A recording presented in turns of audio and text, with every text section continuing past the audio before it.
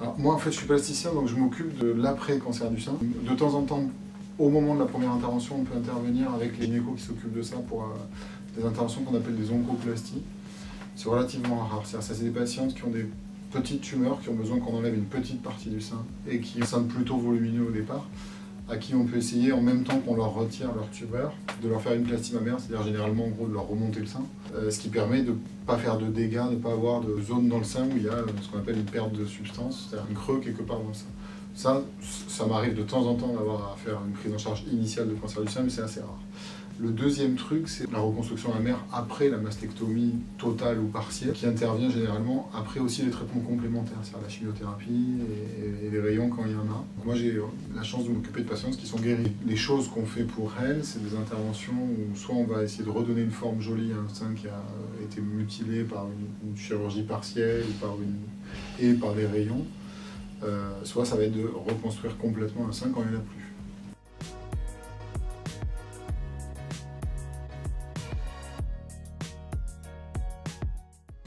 Alors, quand il y a eu une mastectomie complète, généralement la première étape consiste à reconstruire un volume mammaire. Pour faire ça, on peut utiliser parfois soit des choses qui viennent de la patiente elle-même, ce qu'on appelle des reconstructions autologues, c'est-à-dire de la graisse, de la peau qui vient d'un autre endroit de son corps, soit on peut utiliser un volume artificiel qui va venir d'une prothèse mammaire, grosso modo. Dans les reconstructions autologues, il y a deux grands types de reconstruction. Il y a le transfert de graisse qui permet généralement d'apporter un petit volume. Donc si c'est un sein entier qu'on doit reconstruire, souvent il faudra le faire plusieurs fois. Mais ce qui est prodigieux avec cette technique, c'est que ça permet de ne pas abîmer le site donneur. C'est-à-dire que beaucoup de femmes qui ont un peu d'embonpoint après un cancer du sein, elles ont un endroit de leur corps, elles ont de la graisse en trop, elles sont contentes qu'on la retire pour faire le sein avec. Ça peut être les poignées d'amour, la culotte de cheval, ce genre de choses. Ce qui est fastidieux dans cette technique-là, c'est que on ne va pas forcément réussir au premier transfert de graisse à reconstruire un sein aussi volumineux que l'autre. Surtout chez une dame qui a de l'embonpoint, qui va avoir un autre sein qui est un petit peu volumineux. Donc il y a des patientes que j'ai opérées 2 fois, 3 fois, certaines 4, 5, mais comme c'est des interventions qui se font en ambulatoire, elles rentrent à la maison tout de suite après, elles n'ont pas des suites lourdes, il n'y a pas de grosses cicatrices. Et donc c'est une technique autologue qui pour moi est sans doute la plus intéressante aujourd'hui. Mais elle ne peut pas être proposée à tout le monde, notamment quand la peau du sein est abîmée.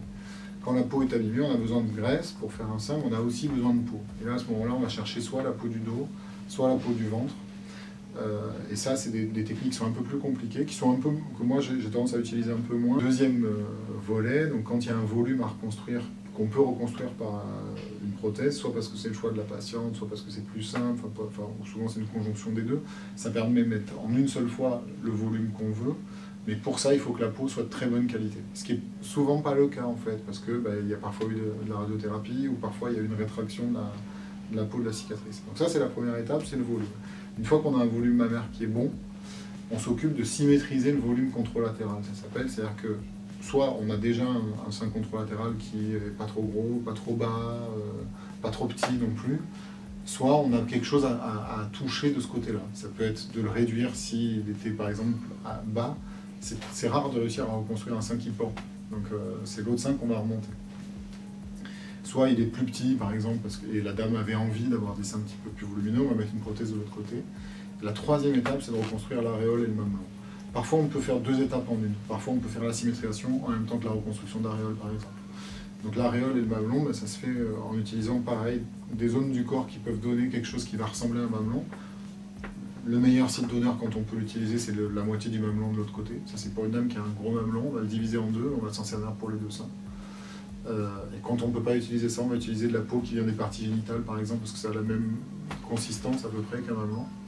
Pour faire le tour du mamelon, c'est-à-dire l'aréole, on peut utiliser de la peau pigmentée, mais c'est souvent aujourd'hui moins utilisé que le tatouage simplement, qui est une technique qui est assez bonne. Après une mastectomie totale ou partielle, lorsque la cicatrisation est terminée et que les tissus sont plus inflammatoires, théoriquement on peut déjà réopérer. Donc ça c'est quelque chose qui est de l'ordre de 3 mois. Sauf que souvent, une dame qui a eu une mastectomie partielle ou totale va avoir une radiothérapie. Et en fait, la réintervention doit être plutôt retardée après la radiothérapie.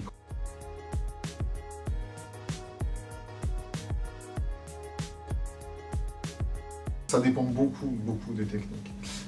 Grosso modo, ce qu'il faut retenir, c'est qu'une reconstruction qui a utilisé une prothèse va donner un sein plutôt ferme. C'est pour ça qu'il faut chercher à avoir de la fermeté dans le sein d'en face quand c'est ce choix-là qu'on a pris, dans le sein contralatéral. Et les reconstructions qui vont pouvoir donner les seins les plus souples sont celles qui utilisent la graisse de la patiente. Mais d'un autre côté, on a un certain nombre de patientes qui ont leur cancer du sein assez jeune, c'est-à-dire qui ont leur cancer du sein au même âge où moi je dois avoir des dames qui viennent me voir pour avoir des prothèses mammaires pour raffermir leur sein. Il y a des dames qui peuvent avoir un cancer du sein à 45, à 50 ans. Celles-là, elles vont parfois s'orienter plutôt vers un choix de prothèse parce qu'elles ont envie de fermeté.